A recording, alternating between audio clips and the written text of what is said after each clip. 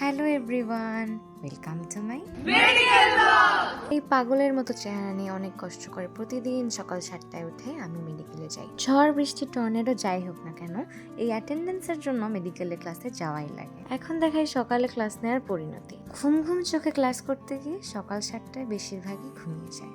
8টার দিকে শুরু হয়ে যায় আরেকটা লেকচারের মাঝে কোনো গ্যাপ থাকে না। মাঝে মাঝে টিচার আসার আগে টাইম পেলে আমরা একটু আড্ডা দিয়ে দিই। 9টায় লেকচার শেষ হতে সবাই চলে যায় ক্যান্টিনে সকালের নাস্তা করতে। প্রতিদিন সকালবেলা আমার আসলে নাস্তা করা হয় না, যেদিন একটু ইচ্ছা হয় কিছু খেয়ে নিই। এই যে আমার নাস্তা করার পার্টনার। নাস্তার জন্য বেশি সময় পাওয়া যায় না। নাস্তা শেষ করেই আমরা যে যার ওয়ার্ডে চলে যাই।